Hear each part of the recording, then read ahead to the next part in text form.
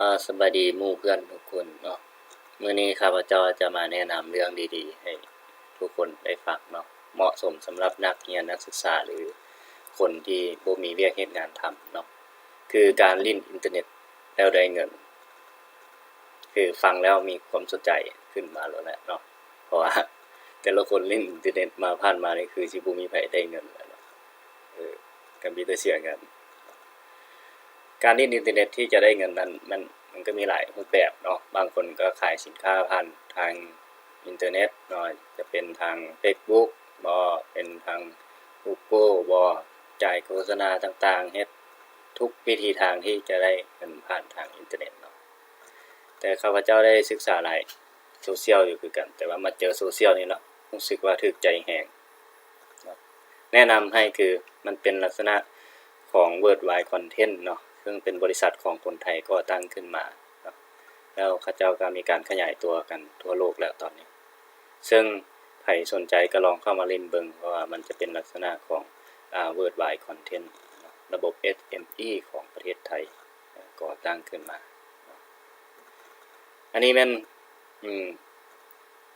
เพจ QQ เนาะเป็นโซเชียล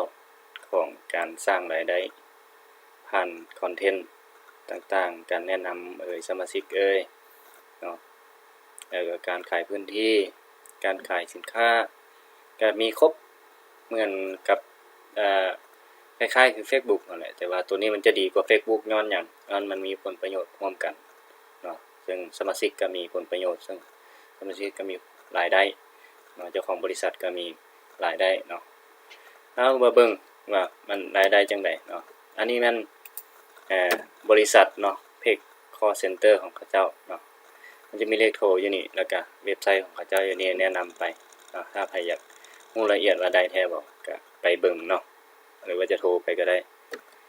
แต่ข้าพเจ้าแนะนำให้คือมาต่อลิงก์กันไปนี่แหละดีมันจะได้เป็นกลุ่มเนาะอันนี้ช่องทางที่มันจะได้จากการโฆษณาต่างๆแล้วก็เฮาได้ว่าเฮาได้หยังแหน่เนาะซึ่งเฮาจะสามารถขายสินค้าได้เนาะจะสร้างคอนเทนต์ต่างๆหรือว่าวิดีโอต่างๆเนาะหรือว่าแชร์ไปตามโซเชียลเนาะจะมีทาง Facebook Twitter YouTube Google Gpad หยังต่างๆนี่แหละที่ว่าเฮาสามารถแชร์ไปได้เนาะรายได้ตัวนี้เนาะเขาจะนับเป็น IP แล้วก็เป็นเรทวิวของสมาชิกของทุกคนที่เข้ามาเบิ่งสิ่งที่เราสร้างขึ้นมาเนาะมันจะมีทางขายสินค้าสร้างคอนเทนต์แนะนำอื่นๆแล้วก็มีการแนะนำสมาชิกขายพื้นที่เนาะมีอย่างอีกนี่แหละหลายๆอันเนาะเราจะมาเบิ่งกันว่าเรามีรายได้จากไสใดนี้เนาะคือรายได้หลักของเราที่เราจะได้จากโซเชียลตัวนี้เนาะรายได้เพจคือมาจากไส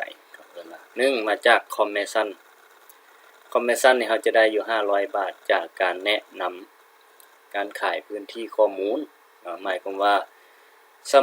แนะนำสมาชิกผู้หนึงมาสมัครเนาะถ้าใครอยากได้เงินก็ต้องได้เสียเป็นเมมเบอร์ของเขาเจ้าเนาะเป็นเมมเบอร์ซื้อพื้นที่นำเขาเจ้าจะมีผู้หนึง 1,500 บาทเนาะค่าสมาชิกที่ไปสมัครถ้าเขาจ่าย 1,500 บาทเขาก็จะมีรายได้ใน6หลักนี้นำเขาเจ้าเขาจะได้รายได้10 บาทจากสมาชิก20ชั้นหมายความว่าถ้าเรามีสมาชิกของเราแล้วเนาะเราสมัครเรียบร้อยเราจ่ายเงิน 1,500 บาทไปแล้วเราจะเป็นสมาชิก20ชั้นเราจะแนะนำให้สมาชิกเรามาสมัครต่อระบบมันก็จะออโต้เนาะรวบรวมสมาชิกรายได้จากสมาชิกนั้นสมาชิกนึงมันจะมีรายได้อยู่10 บาทของแต่ละชั้นเนาะเราก็บ่ฮู้ว่ามันมีจักชั้นเนาะเพราะคนทั่วโลกเขาเจ้าก็ใช้กันเนาะแต่เท่าที่ฮู้แล้วตอนนี้มันหลายแล้วแต่ว่าฝ่ายฝั่งของประเทศลาวเฮาก็มีประมาณ 6-700 นี่แหละ700 คนเข้าไปเล่นแต่ว่าเขาเจ้าก็เล่นกันมาเป็นกลุ่มเป็นก้อนหลายแล้วเนาะแล้วรายได้แหล่งที่3คือจากการที่เราแนะนำโดยกงอันนี้เขาก็จะมีรายได้อยู่ 10% คือหมายความว่าเราแนะนำให้สมาชิกโดยกงว่า อันนี้ค่อยแนะนำเจ้าแล้วจะมาสมัครเราจ่ายเงินไปแล้ว 1,500 บาทแล้วก็เราก็จะได้อีก 10% เนาะแล้ว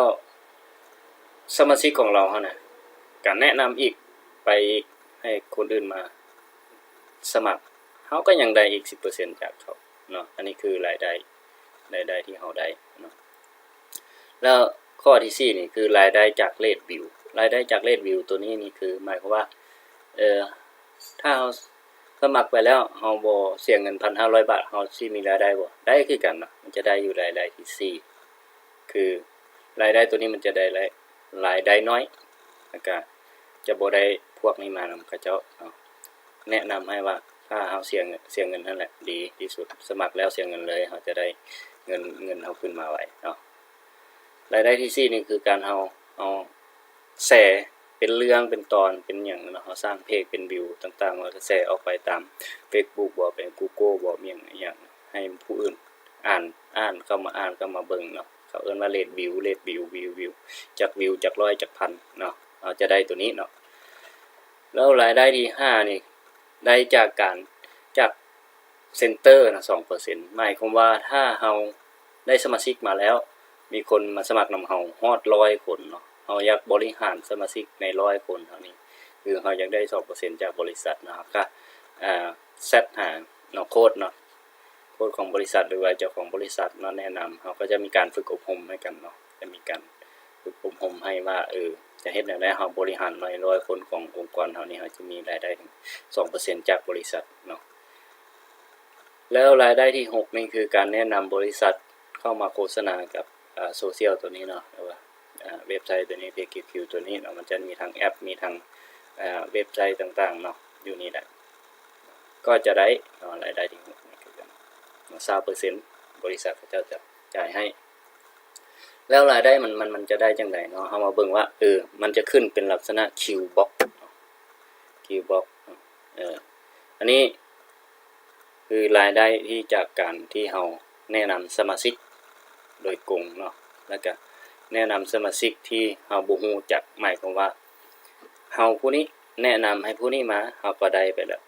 รายได้ของเฮาแล้วผู้นี้ไม่แนะนำต่อผู้นี้นี่มันจะขึ้นตามชั้นของมันเนาะตามแต่ละชั้นของมันอันนี้คือรายได้จากตัวเฮาเนาะมันลักษณะได้จากเป็นสายขึ้นมาเนาะสายละ 10%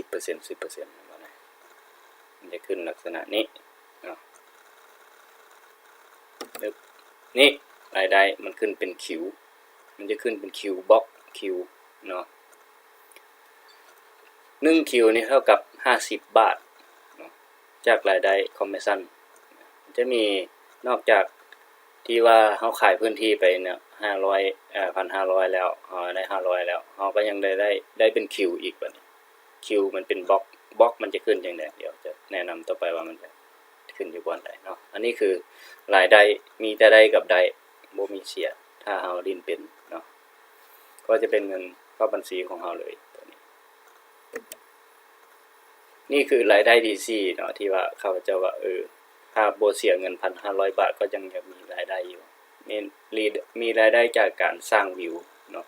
เรทวิวตัวที่4หั่นเนาะคือลักษณะนี้เนาะกำไรของบริษัท 20% นี่บวกให้ 90% จากค่าโฆษณาของสมาชิกของลูกค้าหรือว่าเมียงของสมาชิกที่เข้ามาเนาะสมมุติ1ล้านบาทเนี่ยเจ้าก็ให้ตัวอย่างนี่แหละคือรายได้จากการเล่นโซเชียลตัวนี้เนาะถ้าใครสนใจหรือว่าใครบ่มีเวียกเฮ็ดงานทำก็ลองเข้ามาเล่นเบิ่งลองเสียเงิน 1,500 บาทแล้วก็มาเล่นเบิ่งว่ามันสิได้แท้บ่มันจะได้ต่อเมื่อว่าเจ้าลงมือทำแล้วก็มีคิวเจ้าขึ้นเนาะแล้วก็เจ้าก็สามารถถอนเงินเจ้าได้คือนี่ลักษณะตัวอย่างการถอนเงินจากคิวถ้าเจ้ามีรายได้เข้ามามันจะเป็นคิวจำนวนเนาะคือ1คิวนี่เข้ากับ50 บาทเนาะคิวที่เฮาถอนเนี่ยมันจะมีเท่าใดสมมุติ50นี่เนาะ50คิวหรือว่าตัวนี้เจ้าจะถอนเท่าใดเจ้าก็คูณไปว่าเจ้าสิมีรายได้เท่าใดเนี่ยการที่คิวมันจะขึ้นให้เข้าใจว่าถ้าสมาชิกผู้ใดผู้หนึ่งแนะนำมามันจะออโต้ขึ้นมาให้เนาะแนะนำให้ว่าให้แนะนำ เป็นลิงก์ผ่านสปอนเซอร์เนาะลิงก์ผ่านสปอนเซอร์เวลาจะสมัครไปแล้วมันจะมีลิงก์ผ่านสปอนเซอร์อยู่กำซ้ายมือเนาะมันจะมีตัวเลขขึ้นให้เนาะแล้วข้าพเจ้าจะแนะนำต่อไปว่ามันมีแท้บ่เนาะการถอนเงินก็ถอนตามคิวเนาะตามนี้แหละว่าเจ้าที่ถอนจากคิวเราจะสิได้เงินจากเท่าใดมันก็แนะนำให้ว่าวิธีการถอนเป็นลักษณะนี้ข้าพเจ้าเข้าเบอร์ลินเป็นคนที่680ของประเทศลาวเนาะ LAQ นี่คือหมายความว่าลาวเนาะมันจะมีรหัสของประเทศใดประเทศมันขึ้นตามคิวตัวนี้นี่แหละอันนี้เขาเอิ้นว่าคิวเนาะแล้วก็สมัครให้เป็นยูเซอร์พรีเมียมจ่ายเงิน 1,500 บาทแล้วถึงจะได้เงินคือกันถ้าใครสนใจเนาะถ้าใครบ่มีเวียกเฮ็ดงานทำก็ลองเบิ่งว่ามันสิได้แท้บ่มันจะได้แท้ในต่อเมื่อว่าเจ้าสมัครสมาชิกเจ้าต่อๆกันมาประมาณ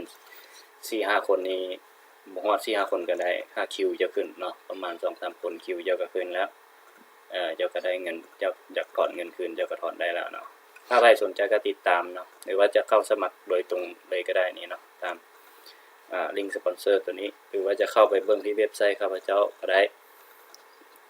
ถ้าสนใจแท้ติดต่อข้าพเจ้ามาเลยก็ได้เนาะบนแอปหรือโทรทาง LINE ต่างๆเนาะเราจะมาสร้างผลประโยชน์ร่วมกันคือต่างคนต่างมีรายได้ถ้าใครมีรายได้ก็ไปเฮ็ดหลายก็ได้หลายเนาะเพราะว่าอันนี้มันบ่จำกัดเหมาะสำหรับนักเรียนผู้เรียนรู้ใหม่และก็คนที่บ่มีเวียกเฮ็ดงานทำที่อยากจะลงมือหาเงินผ่านทางอินเทอร์เน็ตเนาะขอขอบใจต่อไปก็ติดตามเบิ่งว่าใคร